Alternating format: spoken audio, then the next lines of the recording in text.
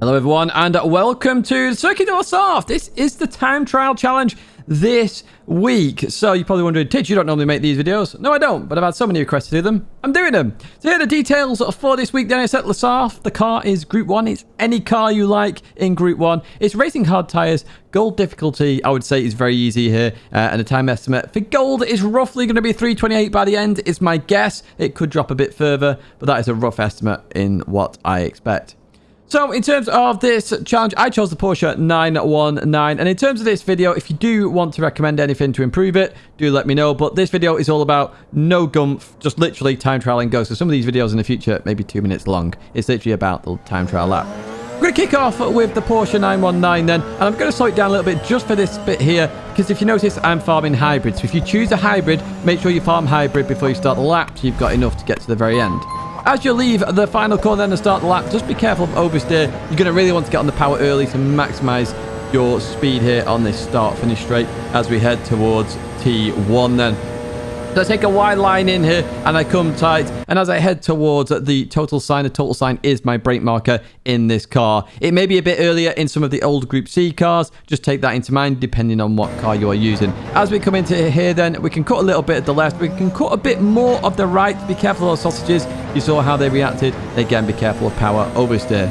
As we accelerate down here then, on the right hand side is a tannoy there, or speakers, and that is my brake marker. I'm braking just before these in the Porsche. Racing hard tyres don't have a lot of grip, so I'm having to brake a bit earlier than some of my normal braking zones. I dropped to 4th gear and short shift back to 5th. 4th gear is still fine through that corner in the Porsche as we head towards Tetra Rouge. On the right hand side then, we have that blue marker there. Just as that starts to leave the screen here, as it starts, I lift a little bit and turn in. This car has fantastic downforce, fantastic grip. You can see how it just sticks. Just make sure you don't go too wide. Track limits are an issue there at Tetra Rouge, more so than in real life, weirdly. Anyway, we're going to head down towards the first chicane then, and you're going to notice we're in 6th gear. Stay in 6th gear, do not go to 7th gear in the Porsche.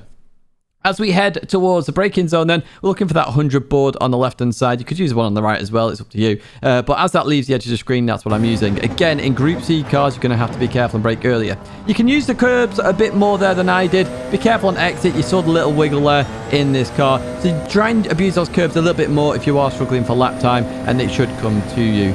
As we head towards the second chicane then, on the right-hand side, you've got the 100 board, and you've got that tree there. It's a really odd one out tree. I'm actually looking towards the tree rather than the 100 board. The 100 board's sort of to let you know the tree is coming, prepare to brake, and that's what I do here. So you notice I'm going to abuse the curbs a bit more here. That's what you can do on the third chicane, and I'm going to boot it out of here. Be careful, again, of track limits. It's always an issue here at Circuit de la Surf. Just be careful as we head down towards Mulsanne corner then. And what you're going to do, you're going to look for the curve as it comes inmost into the track, protrudes into the track the most. And essentially that's my braking zone here. I'm going to brake in a straight line all the way to the outside of the circuit, as I do here. I drop to 2nd gear. I want to clip the curb on the inside and boot it out of here. Now again, be careful power oversteer. It can happen very easily there. And in Group C cars, remember, brake a little bit earlier than these markers. These are just markers for you to use to really perfect your own lap. As we come into Indianapolis then, on the right-hand side, you've got the fence there, the gated fence or grated. That's what I really use here. You could use a line as it goes straight there that I've also highlighted. Either of these markers are fine, but just be careful. You may have to dab the brakes a little bit in Group C. Be careful on exit about going into the sand. It will slow you down a lot. As we head towards Arnage, I use the trees on the right-hand side, so I've highlighted one here. I'm actually using the one just before the end here because I'm on racing hard tyres. It's not got as much grip as normal.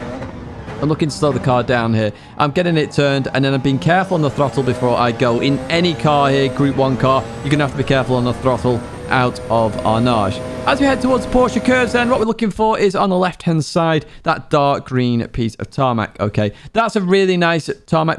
It's just an eye-opener, essentially. So we're going to lift and turn in. In Group C, you might have to dab the brakes a little bit, but we lift off a little bit, turn in, and here we go. So it's flat through the left in this Porsche. It's going to be flat through the next left as well. And as we approach this lamppost or light, I don't know what it is, on the right-hand side, I'm going to actually brake and drop a gear here down to 5th gear and try and keep a tight line. A tighter line is a better line here as I come in. I'm trying to get it tight. There you go, keeping it tight. And we're looking for that second to last RMC sign there. So I advise just lifting and turning here just as you get towards that. You can dab the brakes, just be careful with your speed. And as you see, we're going to go through the corner and avoid those track limit penalties. As we head now towards the final corner, or final 2 corners, or 4 corners. Technically, it's 2 chicanes. We're going to be looking on the right-hand side here, and you have 2 brake markers. You can either use the lamppost there, or the post, or you can use, as the barrier changes colour, it goes from dark grey to medium grey to light grey. I use the medium to light grey there. I brake and turn in, and I'm trying to get over towards the right-hand side, and just before the start of the curve there on the right-hand side, that is where I'm going to make sure I'm braking and turning in early. I want to try and straight line this chicane as much as possible. So I go over towards that left-hand side, over towards the right. Be careful on exit from power oversteer. This corner is most likely where you will spin. That's a 24.3. Not the quickest in the world. I jumped on and did a few laps to get that done. And that is it in terms of the time trial. I've just put this little section at the end just to let me know if there is anything you want to see improving. I am going to improve the graphics a little bit in terms of what I'm doing. Do you want to see the lap at 50% rather than 100% as I go through the corners? I used to do that in some lap guides. As this is a more detailed lap guide, do let me know.